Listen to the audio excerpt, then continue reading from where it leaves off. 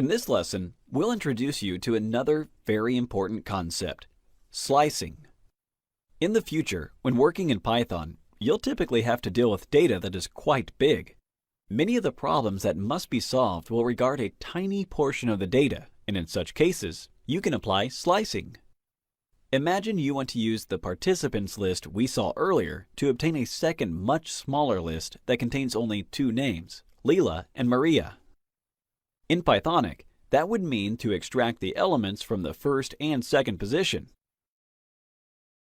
To access these elements, we will open square brackets, just as we did with indexing, and write 1, 3. The first number corresponds precisely to the first position of interest, while the second number is one position above the last position we need.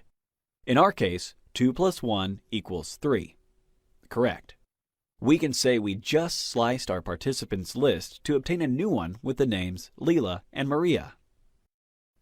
I know this piece of syntax seems a bit strange, but it is not that illogical. Let's get the first two names from the list, John and Leela.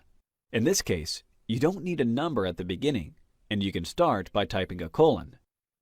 Okay, so by typing :2, we get exactly the first two elements. Very good.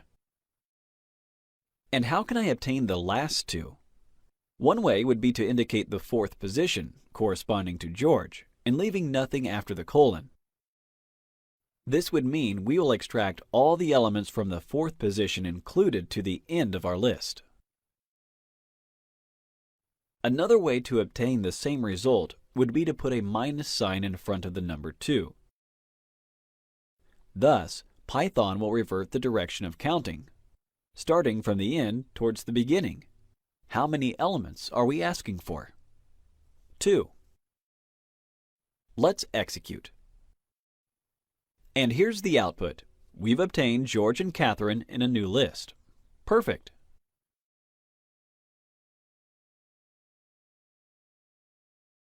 Okay, let's check out some additional methods that can be applied to lists. Assume you know Maria is in your list, but you don't know her position.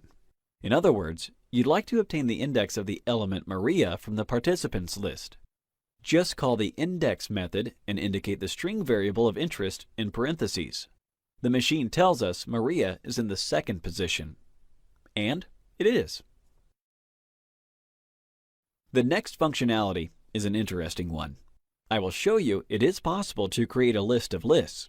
My goal will be to create a list called Bigger List, which contains the participants list and a new one I will call Newcomers.